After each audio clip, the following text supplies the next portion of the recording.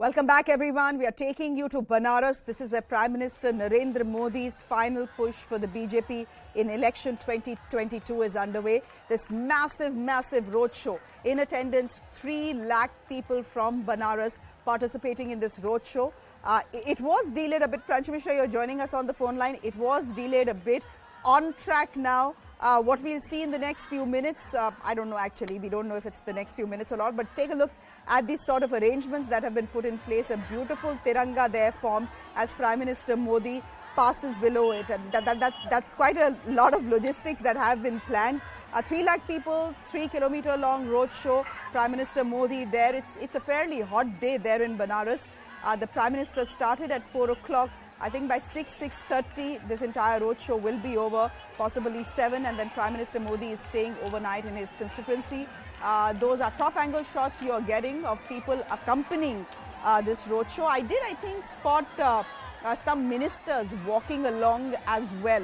I think it was JP Nadda. We'll just cross-check on that. Pranchu Mishra, as we see these pictures coming to us of the Prime Minister's roadshow, tell me, what is the point that the BJP is trying to drive home? Is this meant, is this show limited for the folks of Banaras who are welcoming their MP, also the Prime Minister of this country?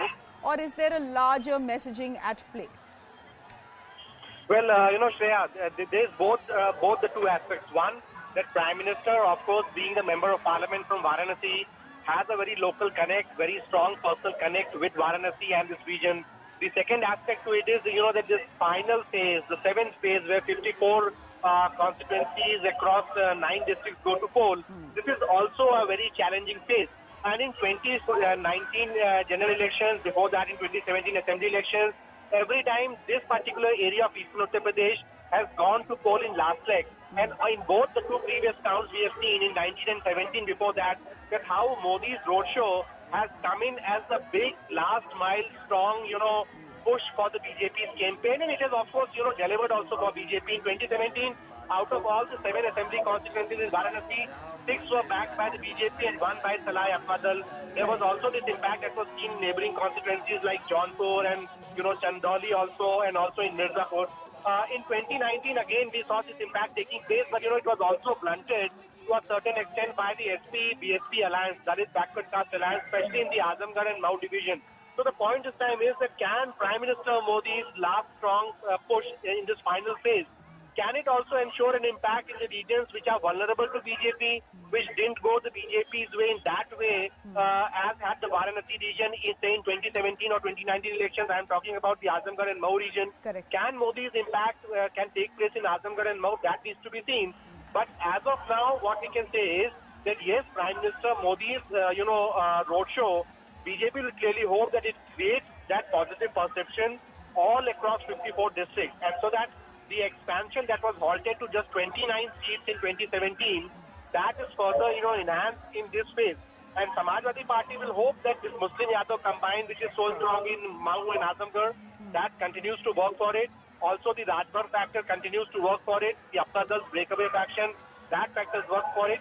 And therefore, just the 11 number seats they got in 2017, that figure escalates to a larger number this time around. So I think it's a very interesting contest where not just brand Modi is being put to test, but also the allies of both sides, both the BJP allies and the Samajwadi Party allies, their competency, their strength is also going to be put to test in this particular phase. And Pranchu, before I let you go, can I quickly ask you this? Today is a day of road shows, as it were, in Banaras. You have the Prime Minister's road show currently underway, after which I believe Akhilesh Yadav, leader of the Samajwadi Party, is holding a road show as well. And ahead of this road show, Priyanka Gandhi and Rahul Gandhi were in Banaras. Yes, that's right. So, and if you recall, yesterday, Mamata Banerjee, the West Bengal Chief Minister, was also in Varanasi.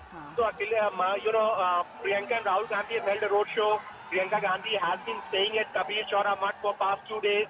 Akhilesh Yadav is also there. He will be doing a road show. So, the point is that this election has become an increasingly bipolar contest between the Samajwadi Party and the BJP. When you talk to anyone, no one can say with surety that who is actually going to win this poll. And that's the reason why Akhilesh Yadav also wants to send in a strong message of his strength in this final phase.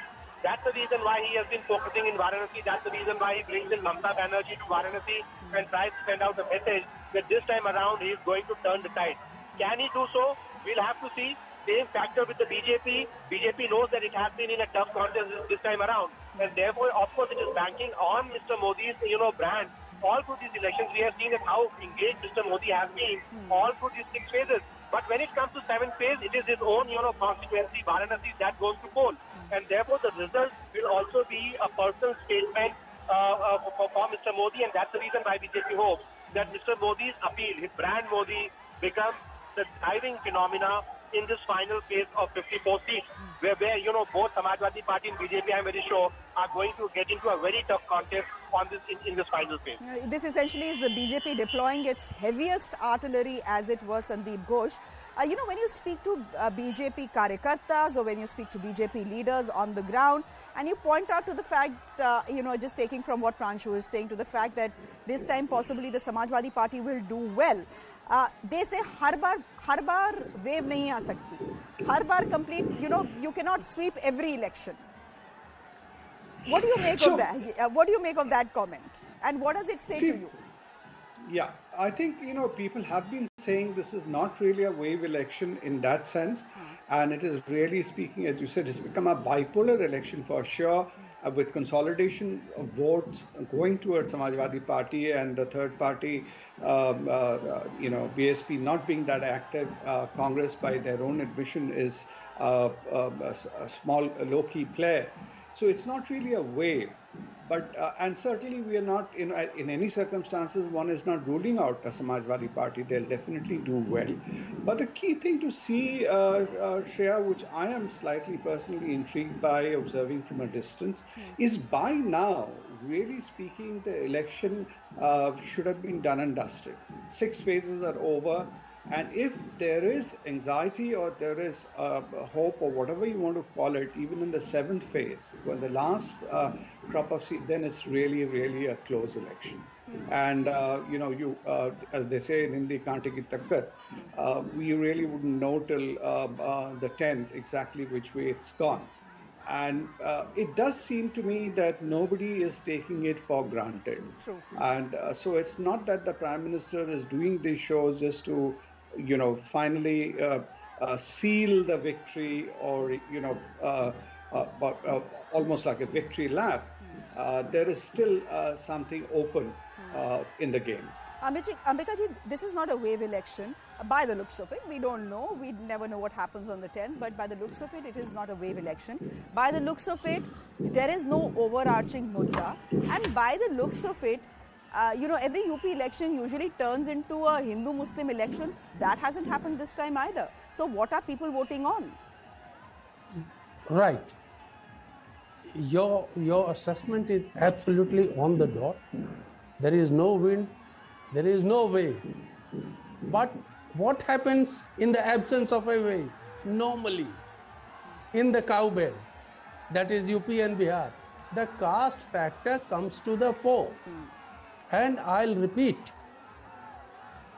the chamatkarik parinam of 2017 was based on one factor. The very Kamandal was mandalized. Correct. And all kinds of OBC people had veered round the Bharatiya Janata Party. And hence they got 325 seats. Alone the BJP scored 312 seats. Well, that is not there any longer. And the ground reports that we are getting, BJP hasn't done all that well in the first 6 rounds. Now is the time to pull up the shocks and lead the 7th phase under Prime Minister Modi's leadership. What we have seen at the ground level, the anger is certainly not directed against Prime Minister Modi. People still love him. This is called the Modi factor. Correct. But till the 6th phase, it was Yogi versus Akhilesh this time. And a fact that I could see, you could see everywhere, I don't believe that the powers that be within the BJP don't know this. Okay. They know this very well, and that is why it's time the Prime Minister comes up front and leads the show. Well, he Yes, is Shreya. leading. He is leading from the front as far as the battle for Purvanchal is concerned. From the battle for Purvanchal, we are shifting our focus to the real battle right now that is playing out in Ukraine. This is news that is just coming in. 2 Russian aircraft have been shot down in a place called Vlonovakha, which is in the Donbas area. This happened today. This is a Sukhoi 25 fighter and a Mi-8 helicopter that have been shot down. The Donbas area is what? The Donbas area is in eastern Ukraine. This is where 2 republics have been announced as independent by the Russians, and this is where we've seen some degree. This is an area that essentially supports the Russians. So these Sukhois, I beg your pardon, and the attack helicopter were flying over the Donbas area. It seems the Ukrainians have shot them out. Maha, any more information that you're picking up? This is the only information that has come in so far, suggesting that 2 Russian aircrafts have been shot down near Volnovakha in Donbas region, and a Su-25 fighter and a Mi-8 helicopter have been shot down.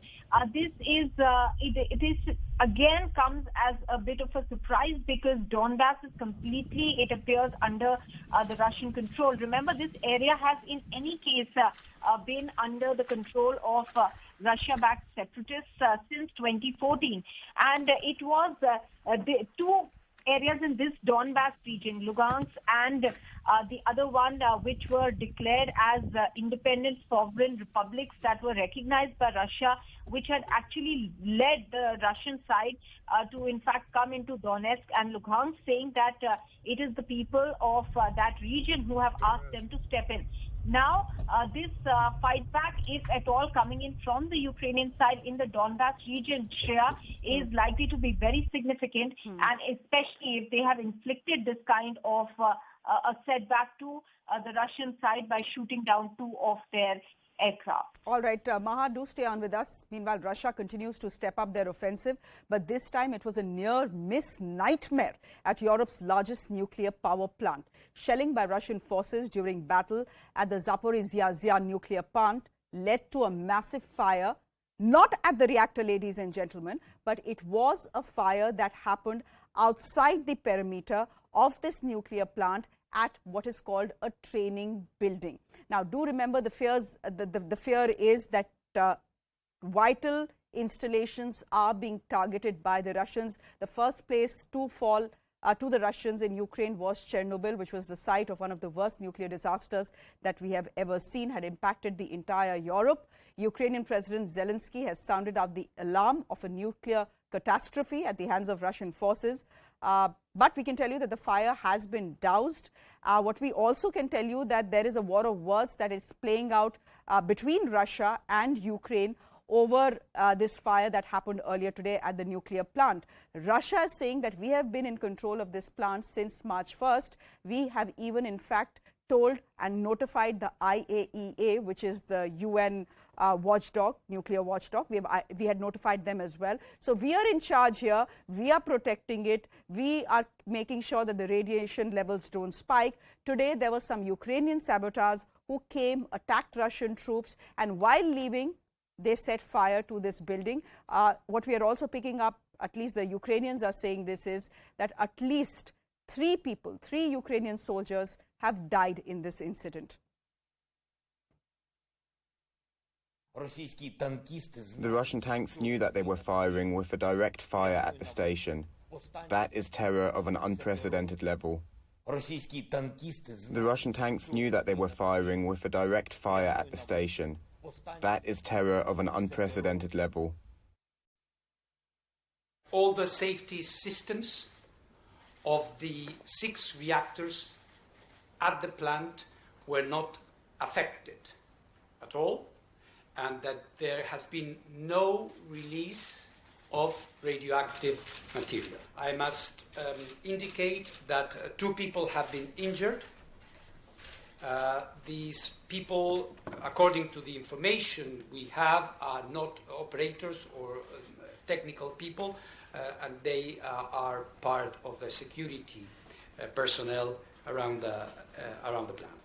We, of course, are fortunate that there was no release of radiation and that the integrity of the reactors in themselves was not compromised.